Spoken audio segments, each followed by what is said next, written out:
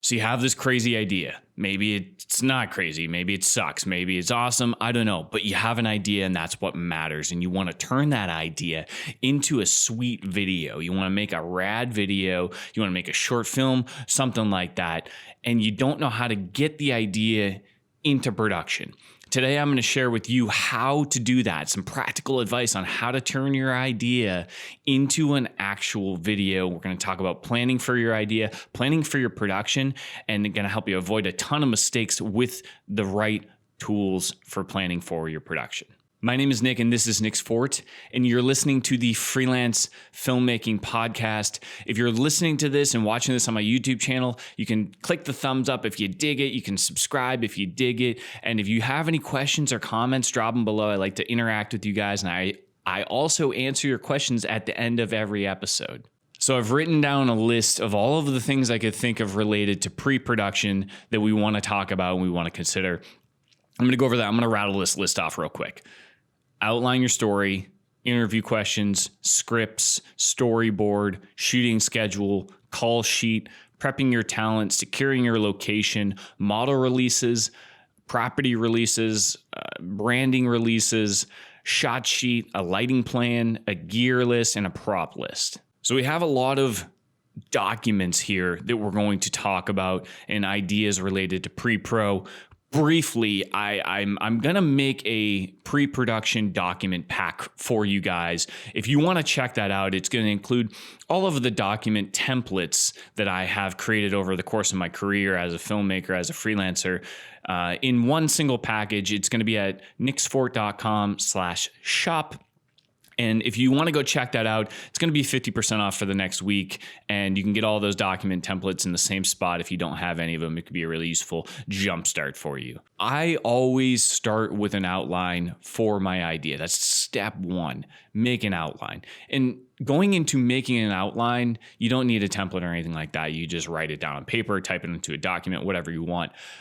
The important thing to think about when you're making your outline is to not get hung up on the specifics too quickly. Just start putting it out there. Start typing.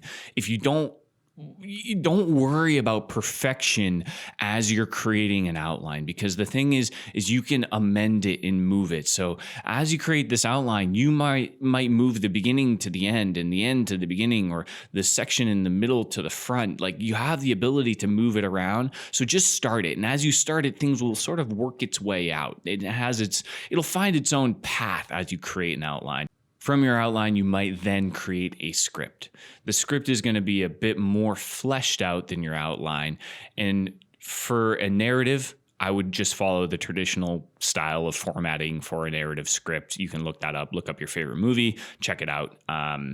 If you're doing a documentary style thing or a content for a brand or something, then my script template is going to follow sort of a column format. So I'm going to have multiple columns.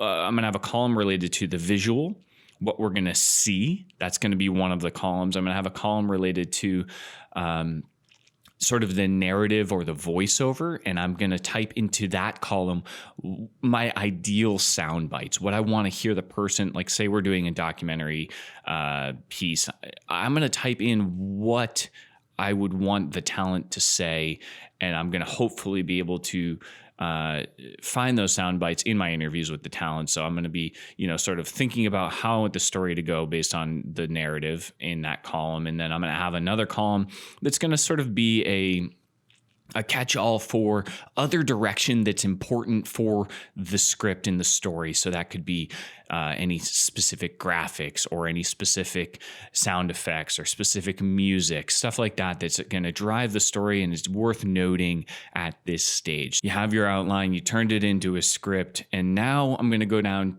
two different pathways. I'm either going to go for a storyboard or I'm going to go for a shot sheet. And if I do the storyboard is going to, I'm going to use my storyboard template, and I'm going to have the scene number, I'm going to have the shot number, I'm going to have a description of what I'm shooting, and then I'm going to have some lighting direction in there. I'm going to have the time of the day, and I'm going to have the length of the shot, and I might go into the specifics of what lens I want to use, and then I'm also going to have either a rough sketch of what the shot would look like. Or I'm going to have a reference shot sort of similar to like a mood board. So maybe a frame from another video, a still shot from the internet or something that represents the kind of shot I want to get. So let's say I want to do an over-the-shoulder shot. I might go look for an over-the-shoulder shot with sort of the vibe that I want and put it in there. Or I would draw it poorly because I'm terrible at drawing. So I would do that for the storyboard and take the idea into the storyboard stage. If I don't do a storyboard, then I'm going to do a shot sheet. A shot sheet for me is going to be a robust document. It's going to have a description of the shot, and then we're going to be so say we have a wide shot of exterior, and then we might have the next thing I'm going to note is the speed. So I'm either going to talk, maybe I'm talking slow motion shot, 24 frames a second, 30 frames a second, maybe it's a time lapse. You're going to have a note on that. We're going to have a note on the framing, medium, wide shot, close up, whatever sort of the framing is going to be. Then I'm going to have a column for stabilization. So that's sort of, for me, that's going to be if it's handheld, tripod, gimbal, monopod, is going to be noted what I want to use for my stabilization for the shot. And then I have a column for notes. That is sort of general direction for the shot, or if I wanted to get multiple angles, anything I'm thinking ahead about for that shot specifically. It could even have a note about a prop or anything like that. It's a note for direction for whatever. It's, you can use that in a lot of different ways. And then the last column I have in my shot sheet is who's the talent? Who do I need to be participating in that shot? And I might note the talent, myself, whoever's shooting it, sort of like who's got to be there for this shot. And you might have noticed for the shot sheet or the storyboard, sometimes I'm going to do both. Often I won't, but sometimes I will. Both include an opportunity to dig into the lighting plan if needed. The storyboard more so than the shot sheet, but in the shot sheet and the notes column, you could have lighting cues in there or lighting plans. And if you wanted to, if you need to, you could really dig into making a lighting sort of a plan if you want to, and that could be another production document that you use if you're going to go down that road of making those lighting plans. I don't do that personally. I'm gonna, if I do anything of that nature, it's going to be sketching out in a notebook really quickly. Another document that you want to create is a gear list and a prop list. And this document is super, super important, because if you forget a piece of gear that you need for your production because you didn't plan accordingly, you can ruin your shoot. So if you're doing this professionally, you definitely want to do this. It might feel like overkill. But when you show up on set and you forgot your memory card for your drone and you can't get the shot, you're going to look like an idiot. I'm sorry, but just make a gear list. My gear list is going to have multiple columns. Again, I make it in an Excel or I use Google Sheets, and I'm going to have the department. So that could, if your production's big enough, you have like grip department, camera department, aerial department, right? You have different categories to lump the gear together. And then the next column is going to actually be the gear. So let's say I'm bringing my C200, I'm bringing 2 batteries, I'm bringing 2 cards, I'm bringing this boom pole and this shotgun mic and this pop filter. And, you list all of the gear, the corresponding department next to it, the quantity. So I'm going to bring 2 batteries for my C200, right? And then I have a column for the owner. I own the equipment. Type that in there. Maybe you are renting from a rental house or an online rental resource. You put the person who owns the equipment in there. Or maybe you're doing a shoot with multiple other individuals bringing their own gear. So now this is kind of organize your gear. And then you can have another column for who's going to transport the gear, because maybe I'm going to have all my gear there, but I have a PA who's bringing it, who's responsible. So The idea is that on set, it dictates who's responsible for what. Then you have another column for the use of that gear. Maybe you have A unit, B unit, who is getting what gear. You can dictate that in that column. You have a column for the cost of the gear to keep track of how much everything is costing for rentals and stuff like that. And then I have another column for notes. And in that, I'm going to put up, maybe the location of the pickup, or where it's going to be dropped off, or what time it's going to be picked up, or what location it needs to go to. A note column, general notes go in there. And then the last thing is a prepped column. And that column is going to allow you to go through the gear list. And if you need to prep your camera, if you need to test it before, which you generally should do, especially if you're working on a production with multiple people, it's like, did we test the camera? Did we charge the batteries? Is the gear prepped? That's really, really important. So you have that, you check it off once it's prepped, and you have this master gear list so you don't mess up your gear and you don't ruin your shoot by not having your gear straight. And then coming off of that gear list, I would also say you could apply the gear list to a prop list, and it would be sort of a similar approach, or you could sort of merge them together. So we're not going to talk specifically about the prop list. The next couple documents are going to be related to scheduling. In my shot sheet, sometimes I will have a column that has a schedule of when we're shooting what shots, and it'll organize the day. So there's sort of a schedule built in. I also sometimes will just build out a schedule specifically for the day, but I usually end up merging those together. So my shot sheet usually acts as my schedule, but there is another document called a call sheet that acts as a schedule in a sense. And a call sheet is a nice, robust document that you need for your productions. I made an entire video about production documents where I dig into call sheets, model releases, property releases, all the releases and stuff like that. So I'm not going to really talk too much about that here. I'll link that video for you guys above and below in the show notes. You guys can check out the video about the call sheets and the releases. But the short of it is, call sheet, you're going to have a schedule in there. You're going to have all of your crew and your talent's information. You're going to have the weather. You're going to have the sunrise, the sunset. You're going to have the closest hospital. You're going to have all this information that's critical to the production going smoothly. And you're going to have it right in one sheet that everyone gets. Everyone gets to look at it. They know what time to show up. There's no excuses for your production to go wrong when you have a nice call sheet. If you are doing a non-narrative shoot and you're going to be doing some interviews, then you want to make a document with your interview questions. And we're not going to dig too deep into the interview question stuff here, but basically you want to write the questions for the interview session. And when you're writing them, what you want to do is you want to avoid any question that can be answered with a yes or a no, because you want your interviewer to share this information. A yes or a no from an interviewer in a video is useless. So think about that when you write your interview questions. Tailor them, ask them to people, test them out on yourself. If you're getting a yes or no, rephrase it so it doesn't have a yes or no answer. And there's some more tips that we can go into in another episode about doing interviews. But interview questions, get that document prepped if you need it. And then the last two things are related to not necessarily documents, and it sort of depends on the production that you're working on. But this would be like preparing your talent, working with your talent prior to the production. So if you're doing a documentary style shoot, maybe that involves coordinating timing with them, coordinating any sort of props or wardrobe needs that they might need to be aware of prior to showing up, anything like that. Have a conversation, get that going. If you're doing a narrative, then you're definitely going to be working with them, doing rehearsals and blocking and all that good stuff with your talent to get prepared for your shoot. And then the other thing would be talking with your location and securing that location.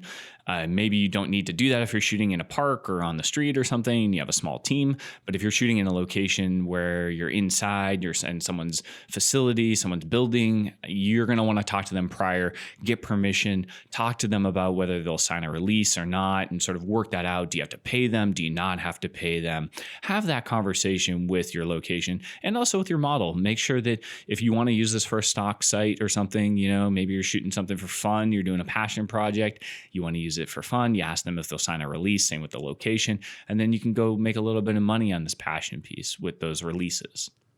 remember that you don't need to do all of these for every production. Think about your production and what needs it has and the scale of it, and then apply the appropriate planning prior to filming to make your production go smoothly. If it's overwhelming to think about doing all of this, then take some baby steps as you develop yourself as a filmmaker. Do a little here, do a little here, try this, try that, and work out the kinks and see what works for you on certain projects.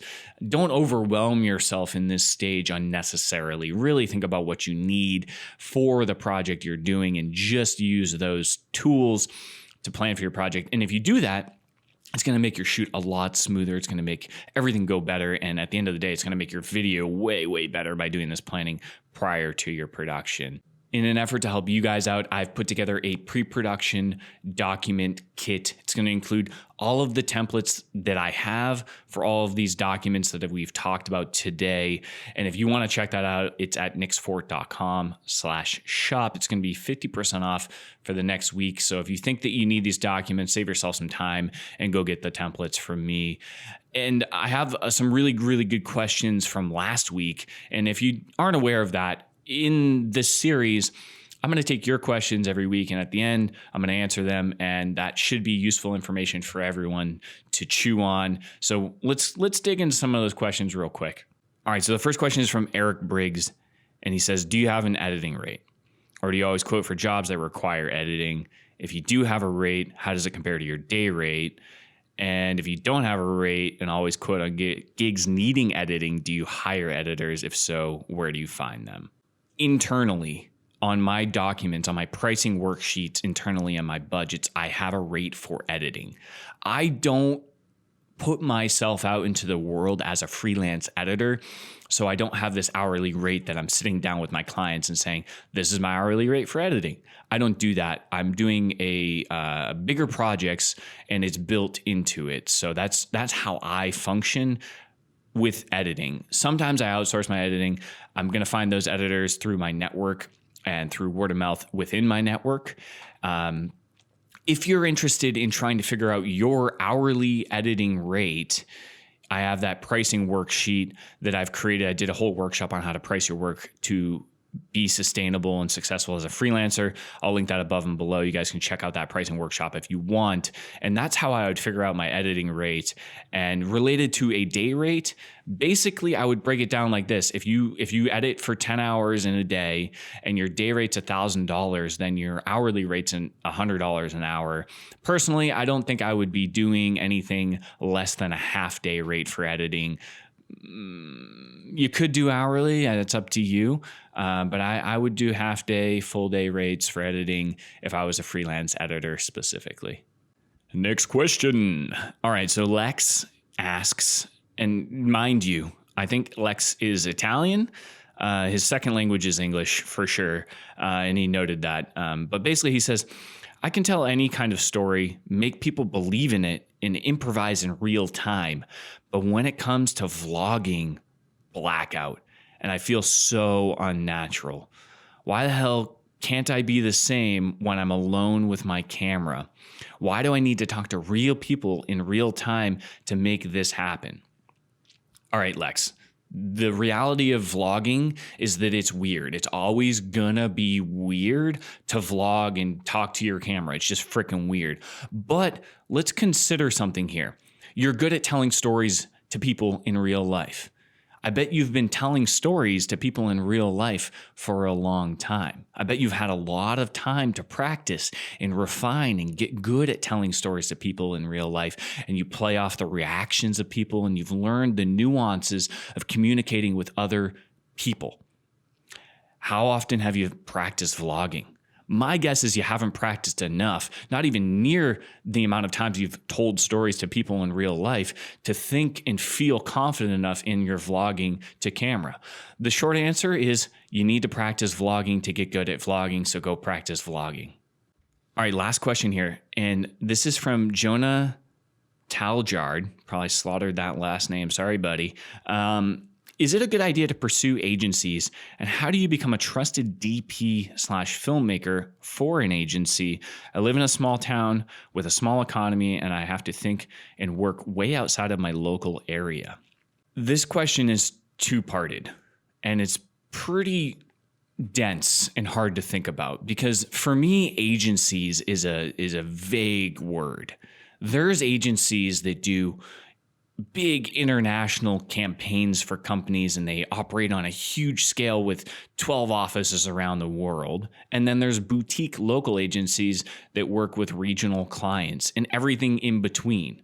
So I think first off, you need to think about your services as a filmmaker DP and where those align with an agency. What kind of agency are you going to go after? I think it makes sense to work with agencies that need your services and meet your price points and can reap the benefits of hiring you. Not all agencies are going to fall into that. So first off, think about that.